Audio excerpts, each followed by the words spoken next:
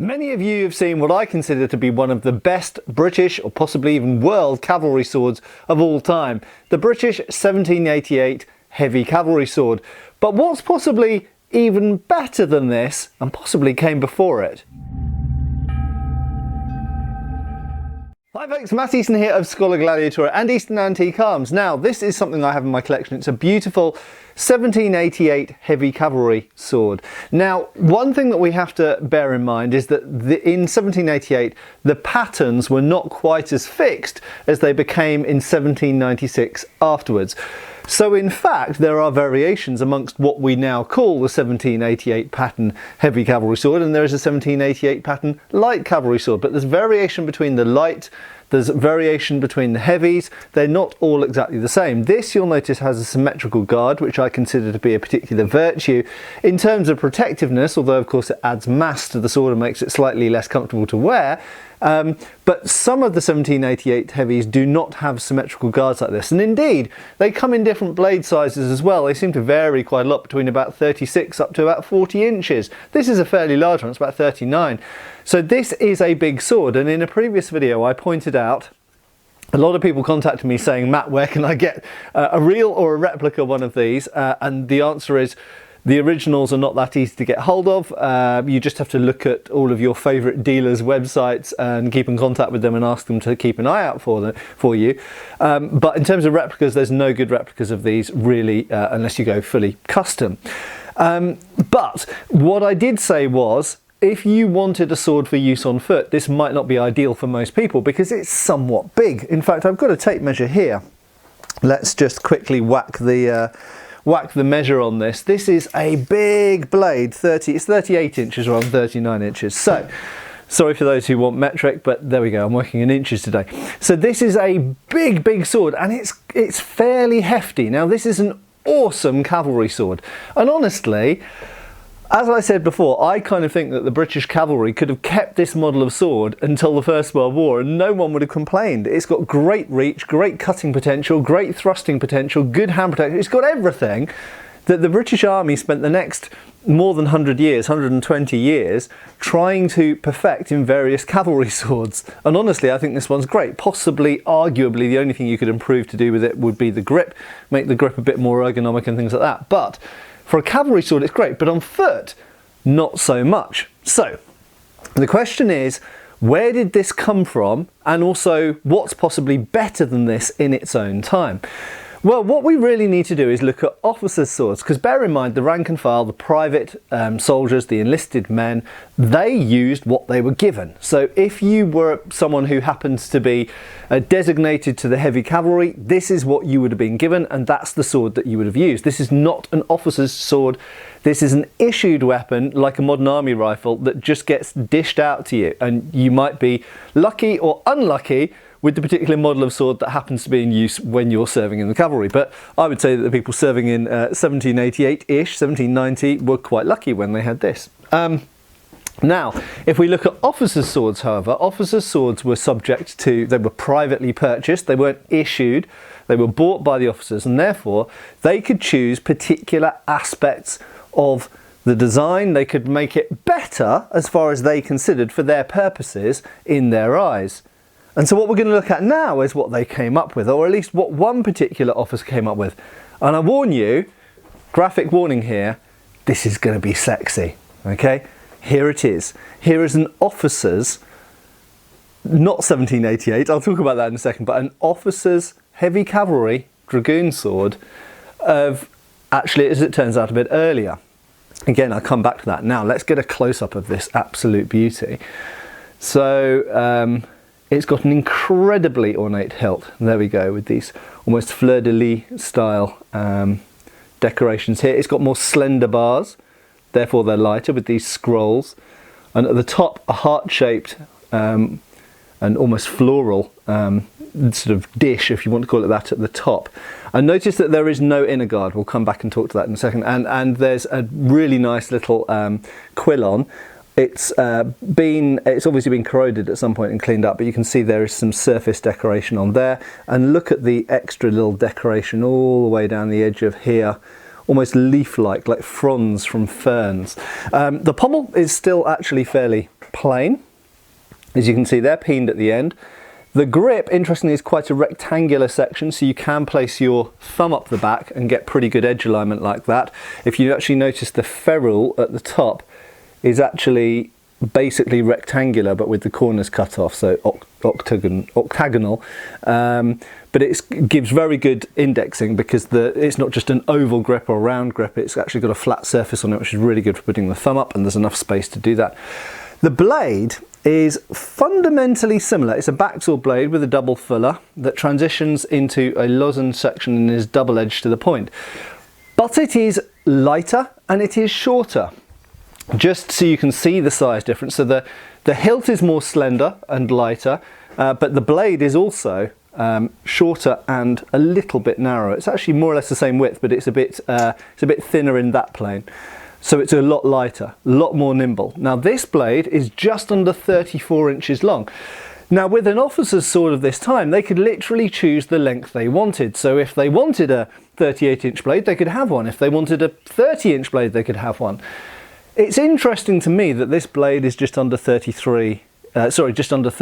inches long, because that makes it still longer than, for example, the 1796 light cavalry saber. So absolutely, it's still long enough to be used on horseback as a cavalryman's sword for pointing and cutting, and it's much more nimble than that one. But this could also be used on foot. Now, what's interesting is in this period, and in fact, right the way really across this sort of gunpowder age, a lot of officers on foot did use cavalry swords. So for anybody who's watched Sharp, the Bernard Cornwell interpretation, the TV series, he of course uses a 1796 heavy cavalry sword. But this was a thing that officers at that time did sometimes do. They did sometimes use cavalry sabers or cavalry palashes, straight or curved. And earlier, they did sometimes use sabers like this, or rather backswords like this dragoon backsword, on foot. So the length, 34 inches, might indicate simply a cavalry officer who wanted a more nimble and handy sword, or it might indicate an infantry officer who was carrying an adapted design based on a cavalry sword. So why am I avoiding calling this a 1788 pattern? Well, as mentioned at the beginning of this video, even this one, which I do call a 1788 pattern, in fact, is a fairly loose pattern. It's a general description for a type of cavalry sword that was around at that time, and they loosely follow a format of sword, a format of guard and a format of blade, but they do vary quite a bit. They don't all have double fullers, they don't all have the same type of point, and they don't all even have exactly the same type of guard. Why is that? Well, quite simply, in 1788 they decided to start regulating and making the weapons a bit more uniform, because prior to that there was a huge amount of variety in the British armed forces. Doesn't matter whether you're talking cavalry, infantry officers, navy, whatever, even cutlasses, there was a huge amount of variation, and they decided to start regulating it and making it a little bit more uniform.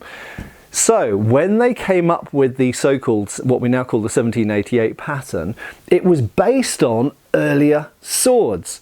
In other words, it's entirely possible that this 1788 pattern sword could date to 1785, 1780 possibly.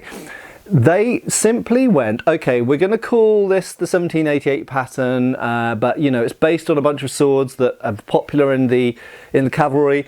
These regiments over here, they got theirs made by a certain maker in Birmingham. Those guys over there got some made by a maker in London. So they look a bit different, but they're basically the same. So in fact, this type of sword was around before 1788, and that's where the 1788 pattern came from. It didn't come out of thin air. That brings us around to this officer's sword.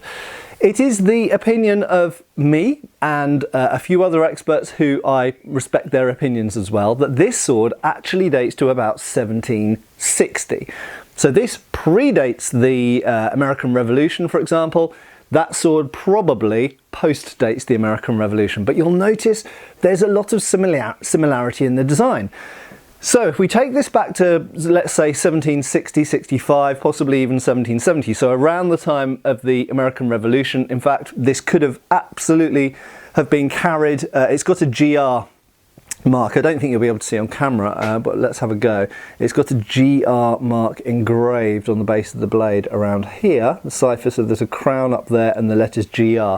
So it's definitely Georgian and George III, but we don't know exactly when it's from. But it almost certainly, I mean, I would say categorically, I would say 95% sure that this predates the 1788 pattern. So it could be 1760s, 1770s, possibly around 1780.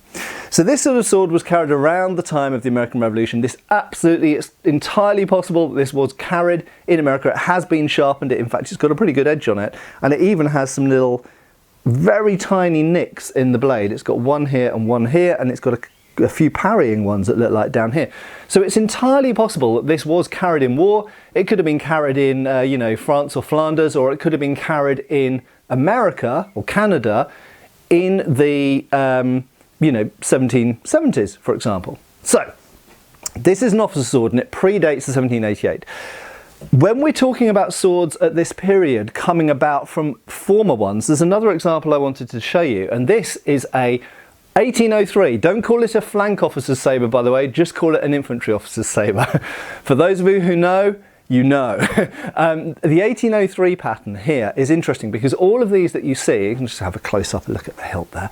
So this is a particular model of sword that was carried as an alternative to the spadroon, a very sensible alternative to the spadroon, I'd add, in the Napoleonic Wars from 1803 onwards. And you'll notice it's got the GR cipher and the crown on there, like the other one has on the blade. So it's George III. And this particular example is made by Osborne and Gumby. It's probably my favourite one I own, and it's up here. There we go. It's a slightly broader blade than normal, it's a slightly longer blade, and so it's a bit heavier, and it's more curved than normal as well. So these were carried from 1803 by some infantry officers instead of the 1796 spadroon. However, we know categorically from the records that when in 1803 they decided to have a uniform pattern sabre as an alternative for infantry officers, they didn't just dream something up, they didn't just create a design. No, instead horse guards went, oh.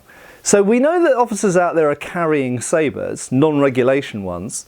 Why don't we gather a bunch of those together, have a look at them, see which types are popular, and base the new sabre on whatever people are already carrying. So in fact, some of these 1803s probably predate 1803 because what they are is non-regulation Napoleonic British officers' sabres that were already being carried in, let's say, 1799, 1800, 1801. And in 1803, when the board came together to create a new pattern, they simply based the new pattern on what some people were already carrying. And this is an exact parallel to the situation with this sword here. So what this wonderful sword is that's very nimble and just moves spectacularly, this isn't a 1788 pattern, but it's probably what came before the 1788 pattern carried by officers that the later 1788 pattern was based on. I hope this has been interesting and educational possibly as well. Please give me a like if you haven't done already, and subscribe if you haven't done, and I hope I'll see you back on the channel really soon for another video. Cheers folks, thanks for watching. We've got extra videos on Patreon. Please give our Facebook a like and subscribe if you haven't already. Cheers folks.